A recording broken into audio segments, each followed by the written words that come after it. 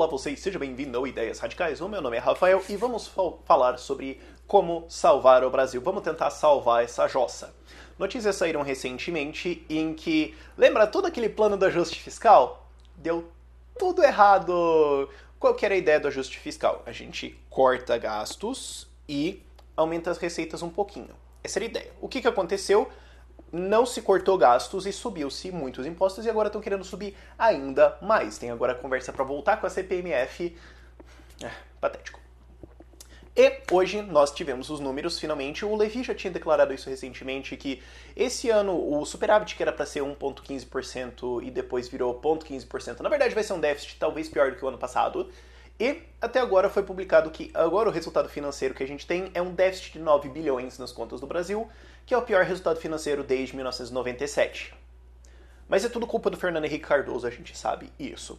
E, para piorar ainda, o antagonista deu isso, o déficit da Previdência Social, que é basicamente o INSS, que é o maior golpe de pirâmide do Brasil existente até hoje, está em 40 bilhões, que é um aumento de 40% em relação ao ano passado. O déficit ano passado foi aí na casa dos 60 bilhões. Como eu disse, é um golpe de pirâmide, isso não vai durar mais muito tempo. O governo fez o que ao longo desses anos? Tentou enfiar um monte de crédito na economia, que não deveria ter colocado lá em primeiro lugar, para tentar fazer uma economia crescer artificialmente com a ajuda do governo. Quando o melhor jeito de uma economia crescer é deixar ela em paz e deixar ela descobrir onde os investimentos têm que acontecer, deixar o livre mercado operar.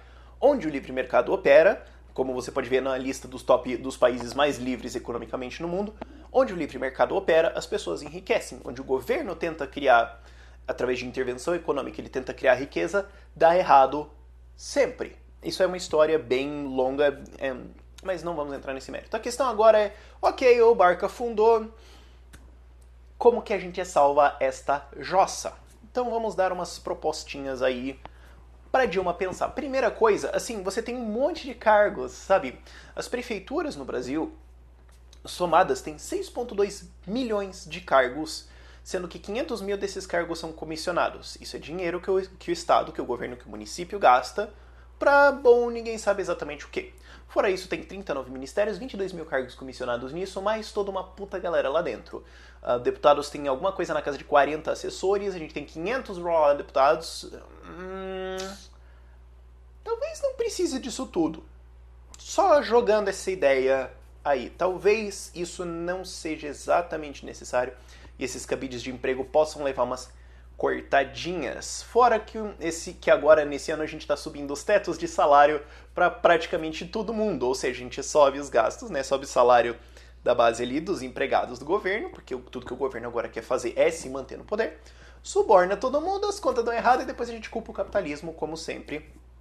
Basicamente um método socialista padrão. Segunda coisa, se a gente olhar a nossa carga tributária, não só ela é grande, rouba 40% do PIB, agora seria mais, né, cerca de 45% caso não houvesse a sonegação, que é o que salva esse país. Mas se você olhar os países e quanto tempo uma empresa média gasta por ano para declarar impostos, você vai ver que o número está ali entre 100 e 300 horas, quando no Brasil isso é 2.600 horas. 2.600. Meio que é uns tanto e gera um gasto extremamente desnecessário em pagar impostos. É um sistema extremamente ineficiente, extremamente convoluto, extremamente chato de trabalhar. Você pode manter a carga tributária em 40%, mas resumir essa enorme quantidade de impostos e enorme quantidade de leis em 3, talvez, um imposto municipal, um imposto estadual e um imposto federal. E talvez reduzir assim, a legislação tributária para 2 ou 3 páginas. Para começar, você coloca um imposto federal, um imposto de renda simples de declarar. Alguma coisa que você declara, sem deduções, ele vai levar o quê? 5 minutos para processar, talvez alguns minutos para cruzar lá e acabou. Você pode demitir também uma puta galera de auditores da Receita Federal porque eles não são mais necessários. Depois você tem um ICMS, que é um imposto estadual, relativamente simples de declarar, mesma carga tributária para tudo. Você pode ter algumas exceções ali em talvez remédios, educação e algumas coisas assim. Mas, tá, por mim reduziria isso, mas vamos começar só em simplificação. E depois o imposto municipal, talvez uma coisa tipo um IPTU. Tudo é tabelado, ok, você recebe o boleto, paga, super fácil. Você não precisa ter ISS, um monte de chatice, que não serve para nada e só atrasa a vida de todo mundo. E já que a gente está simplificando isso, o que acontece é que quando você simplifica, as empresas, o mercado, o livre mercado, gasta menos recursos, perde menos recursos declarando todos esses impostos, o que é um saco. Uma empresa de porte mais relevante, tem que ter advogados e contadores só para ficar declarando imposto. Uma hora que você reduz isso, tudo fica mais fácil, tudo fica mais barato e mais riqueza é produzida. Então, como mais riqueza vai ser produzida, você pode abaixar a taxa de impostos e continuar arrecadando a mesma coisa. Isso fica interessante. Então, dá para fazer uma queda de impostos aí. Próximo passo. Simplificação do mercado de maneira geral. O mercado brasileiro é muito engessado. O livre mercado brasileiro é muito engessado. A gente está em cento e cacetada no ranking de liberdade econômica, quando a posição desejável de qualquer país seria, no mínimo, ali um top 40. Mirar um top 20 seria legal. Liberdade econômica gera riqueza. Isso é provado ao longo de toda a história do mundo, basicamente. Então, vamos tentar simplificar isso. Burocracias de empresa. Disso aqui, vamos tentar reduzir para abrir uma empresa para talvez assim 2 páginas. Fechar uma empresa para alguma coisa desse tipo. Restrições, burocracias, tentar eliminar o máximo disso possível, porque isso enche o saco. E agora que a gente está aqui, vamos pegar uma coisa que vai ser uma pedra no sapato da galera, mas é o grande atraso do Brasil, que é a CLT, a Consolidação das Leis do Trabalho, um livro desse tamanho de como você pode contratar ou demitir alguém, que faz com que as empresas não contratem muito porque elas vão ter que demitir depois, então a gente evita ao máximo possível contratar, e uma vez que você tem empregados contratados, especialmente em empresas pequenas, isso é basicamente uma sentença de morte, um enorme problema que vai acontecer na frente, porque em algum ponto daquele tolete de leis você fez alguma coisa errado. Vamos fazer o seguinte, e antes disso, deixa eu só bater na ideia, porque tem uma ideia de que se o governo não proteger o trabalhador, ele vai ser explorado. Exatamente como não acontece em todos os países onde praticamente não existem leis que protegem o trabalhador. Onde o mercado é mais livre para o trabalhador, a riqueza é maior e os trabalhadores são mais ricos, e os pobres são mais ricos. Por que será, né? Talvez exista uma conexão com o livre mercado funcionar um pouco melhor. Mas não, isso é só um mito, essa ideia de que o Estado protege. Porque olha só, FGTS. FGTS é o quê? O governo rouba 8% do seu salário, coloca num fundo que ele vai usar para gastar com infraestrutura e outras coisas, e agora está sendo usado para financiar o BNDES, que serve para emprestar dinheiro subsidiado para empresários e para outras ditaduras de outros países que o governo gosta. Então o trabalhador acaba financiando isso, goste ele ou não, e esse fundo paga de volta para o trabalhador menos do que ele pagou. Uma palhaçada gigantesca é isso. Em INSS, acabei de começar falando disso no vídeo. Já está num déficit gigantesco, é um esquema de pirâmide e vai explodir. Vamos transformar isso em aposentadorias privadas, que funcionam muito melhor. O Chile é um ótimo exemplo disso. O 13º. Bom, o 13º funciona assim. O seu empregador pensa, bom, eu tenho que pagar 10 mil reais por ano para ele. Então, ao invés de dividir em 12 salários, eu divido em 13 e dou o último no fim do ano. O 13º não existe. Abono salarial, blá blá blá blá, tudo isso é calculado em cima desses valores e também é a mesma coisa. Ou o empregador ia te pagar isso, ou ele vai colocar isso na planilha de custos dele e jogar no custo do produto, que eventualmente vai espirrar na economia e ser passado para todo mundo. Isso complica um monte, coloca um monte de ações trabalhistas e cria uma justiça do trabalho enorme, que não serve para nada e atravanca esse país em tudo. Proposta, vamos fazer o seguinte. A CLT vira opcional, precisa abolir. Eu tô querendo dar propostas à galera anarquista que me assiste, porque eu sou um anarquista, também sou anarcocapitalista. A galera que vai ficar meio, mas eu quero... Não, mas é uma proposta, pra gente passar assim, quem sabe pra daqui 2 meses. A CLT vira opcional e você pode também... Eu gostaria de ver ela abolida totalmente, mas ela vira opcional, fica lá no canto. E, se você quiser, você, trabalhador, escreve um contrato que o seu empregador aceita e ele vale. Se ele for quebrado, você leva pra Justiça do Trabalho. Aí vocês decidem como vai ser, fica melhor, fica mais flexível para todo mundo. Mas se você quiser CLT, pode ficar lá na CLT. Só quero ver você achar algum empregador que vai ser louco de contratar você nela, porque é um atraso gigantesco de vida. Claro, mas o Estado agora precisa de dinheiro. As contas não estão fechando e a resposta da Dilma é a resposta de sempre. A mesma solução, nem um pouco criativa, que fode a vida de todo mundo, que é subir impostos. Vamos chegar com uma solução diferente. Porque não só você tem esse problema, mas você tem um problema no Brasil que toda a infraestrutura está totalmente sucateada e largada, ela não serve para mais nada. Estradas ferradas, portos, aeroportos, ferrovias que mal existem, estão tudo ferrado. Isso para não falar de Porto Seco, privatiza tudo. E boa parte disso, você não precisa nem fazer um leilão para privatizar, é só vender as ações na Bovespa. Você tem empresas de energia e de água que já estão na Bolsa de Valores. É só o governo vender as ações que ele controla, que nem ele já está fazendo com a BR Distribuidora, que é parte da Petrobras. Eles vão vender um monte de ações deles lá. Isso arrecada. Você não precisa nem fazer o leilão, é só ir vendendo as ações pouquinho a pouquinho para evitar que o preço despenque demais. Isso, e como elas estão sendo vendidas, o preço vai subir, você vai ter um efeito legal aí, vai vendendo e de repente você não é mais dono e acabou. Aí as outras pessoas que cuidem. Fora isso, você tem também toda a infraestrutura que não funciona porque depende do governo para fazer e da manutenção e fazer a licitação de novas. E a gente sabe que esse processo de licitação é sempre direcionado para as melhores empresas e é totalmente idôneo, não tem nenhum tipo de corrupção nisso, né? A gente sabe que isso é extremamente confiável. Vamos tirar o Estado disso. Agora, puf, tchau, adeus.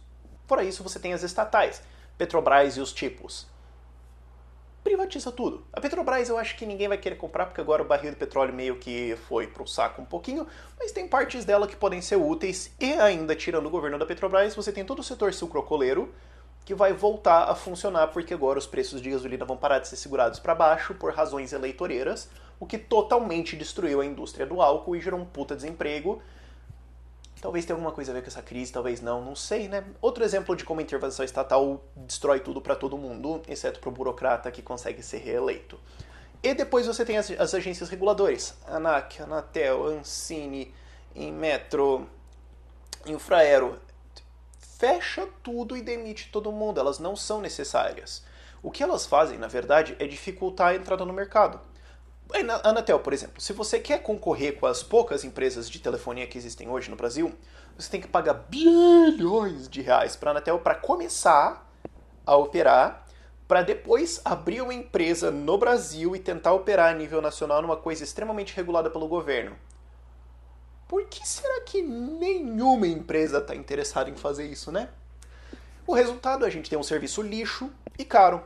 Especialmente caro, porque boa parte do que a gente paga vai em taxas que essas empresas têm que pagar para a Anatel ficar olhando e falar: tá, ok, tá bonito, tá legal, pode continuar fazendo, a gente tá provando aqui, que é o trabalho da Anatel, é só isso que eles fazem, e destruir os iPhones novos, que quando sai um iPhone a galera compra, vem, para na alfândega, a Anatel não regulamentou ali ainda, então destrói tudo, puta serviço. Isso para não falar da Ancine, que quer regulamentar o Netflix e por aí a gente vai. Não serve para nada, é só um atraso de vida que fecha o mercado, dificulta a vida de todo mundo, mas tem uns burocratas ali que ganham um saláriozinho. Fecha e demite todo mundo. Agora vamos para os bancos estatais. A gente tem BNDES, Banco do Brasil e a Caixa Econômica Federal. Caixa Econômica Federal a gente pode assim privatizar. Banco do Brasil a gente pode assim também privatizar. E o BNDES a gente podia assim tipo fechar. Porque tudo que ele faz é gerar essa crise que a gente está agora, fornecendo crédito subsidiado, que é financiado por você, trabalhador, que paga isso porque você não tem escolha, financiado por isso pelo Tesouro. Porque como que funciona? O Tesouro tira dinheiro emprestado, notas de crédito, títulos da dívida pública, em que ele paga juros aqui. E depois ele joga isso no BNDES e empresta a juros aqui. Ou seja, ele está emprestando dinheiro para os empresários, que o BNDES gosta, que são os que apoiam o governo, os que estão ali, os que doam para a campanha, recebem esses empréstimos a prejuízo. E quem que paga o prejuízo? É você. O que a gente faz com o BNDES? Fecha. Ele não serve para nada, fecha. Mas quem que vai estimular a indústria? Quem que vai estimular as empresas no Brasil? Elas mesmas. Elas conseguem fazer isso muito bem se o governo não atrapalhasse. É por isso que os países mais economicamente livres, que são os países que não fazem isso, também são os países mais ricos do mundo. E finalmente tem uma coisa, uma mentalidade no Brasil, que é o protecionismo. A ideia é que a gente tem que proteger as empresas daqui contra a concorrência do exterior. Tem que criar barreiras, tarifas, para dificultar que as empresas malvadonas do exterior destruam emprego aqui. Isso é manifestado naquela fala jumenta de que, não lembro o nome do ministro agora, mas o cara falou que o WhatsApp destrói emprego. Meu filho, é uma tecnologia. Tecnologias enriquecem pessoas porque elas aumentam a produtividade. A gente pode também ter emprego se a gente voltar tudo para a era da carta. Vai gerar muito emprego. A gente pode também abolir o carro e voltar para a carroça, porque daí vai ter emprego para quem toca ali a carroça. Falei, nossa, vai avançar bastante. Não, né, o jumento. Mas, bom, o que a gente pode fazer? Acabar com esse protecionismo. Porque se tem empresas do exterior que têm produtos que seriam vendidos aqui, significa que as pessoas aqui no Brasil preferem ter aqueles produtos do que o dinheiro delas. É isso que é uma compra. Quando você vai comprar alguma coisa, o vendedor está essencialmente, ele tem, sei lá, um celular. Ele está dizendo, quanto que você quer pagar por esse celular? Você prefere ter esse celular ou os seus 100 reais? O cara vai falar, prefiro ter o celular, mas o cara pensa, não vai não, acho que está muito barato.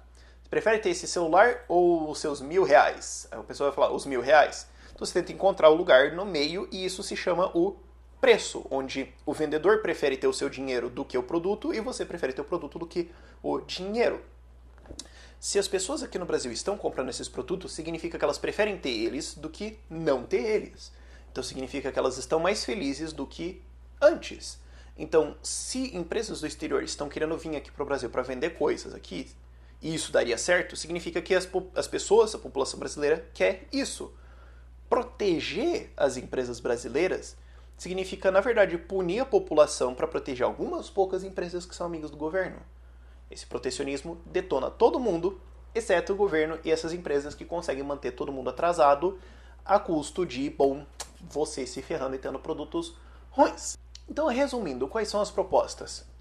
Simplificar, desburocratizar, desregulamentar, reduzir o governo e deixar o livre mercado operar livremente, que é o que acontece em países economicamente livres, que são os países mais ricos, que têm os pobres mais ricos do mundo. Um pobre nos Estados Unidos, coitado, ele só tem 2 carros e ar-condicionado. Ai, que droga, né? Fazer o quê? Talvez a gente deveria começar a aprender com esses países livres e parar com essa ideia de protecionismo e intervenção estatal, que é mais ou menos o padrão econômico do Brasil pelos últimos 500 anos. Eu acho que já é o suficiente pra gente ver que não deu certo. Vamos tentar liberdade econômica. Só deu certo assim todas as vezes que tentaram. É meio que tem um currículo bom. Vamos ver. Não sei o que você acha disso, eu quero ouvir o que você acha. Se você quer ouvir mais desse conteúdo, inscreva-se aí no canal. E se você quer apoiar o canal, a gente tem um Patreon, você pode também fazer doações de bitcoins. As descrições, todas as informações estão lá na descrição do vídeo. E obrigado. Tchau, tchau.